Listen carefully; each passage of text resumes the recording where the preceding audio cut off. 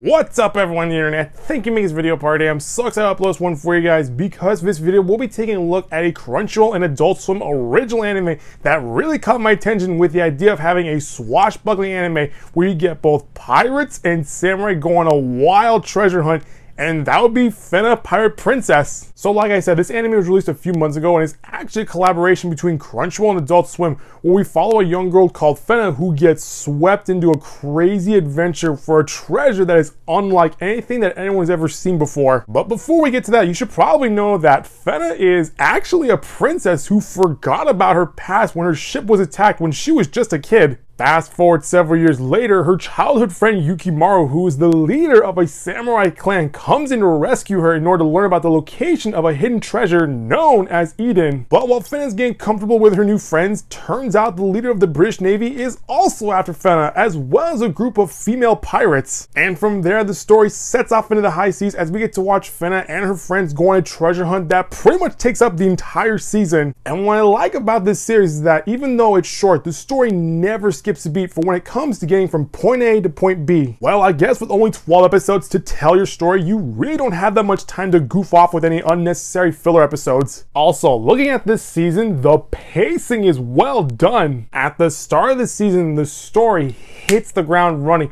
as you are swept into a swashbuckling adventure with Fena and her friends, and from that point on, both the action and the plot exposition are very well balanced in almost each and every episode. Speaking of plot exposition, one of the things that I really liked about this show is how throughout the journey we slowly begin to discover Fena's past, where each memory that is uncovered we get another clue to the location of the treasure. That's actually pretty cool because even though Fena is seen as the happy-go-lucky character of the story, there's also a mystery side to her that shocks both her and the audience. Also, while we're on the topic of being shocked, one of the things that I never expected was to feel some sympathy to the story's main antagonist, Abel. Now, I say antagonist because at the start of the season, I figured he was just going to be a standard bad guy who was either after the treasure or was going to be the stereotypical British officer who wants to rid the world of pirates. And at first, he sort of plays both roles as you see that he is determined to get to the treasure before Fena's friends, and along the way takes care of a small band of pirates with a cannon that is the definition of overpowered.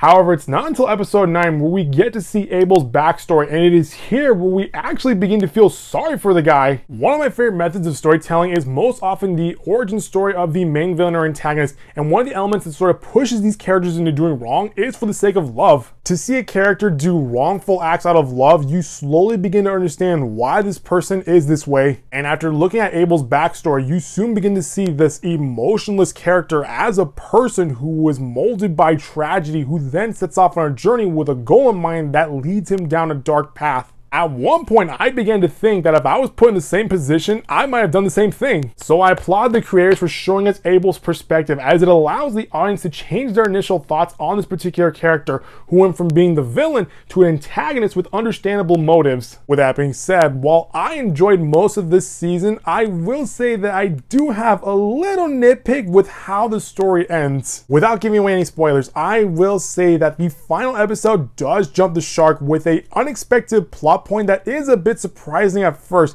when you see one particular character step out with a bombshell truth.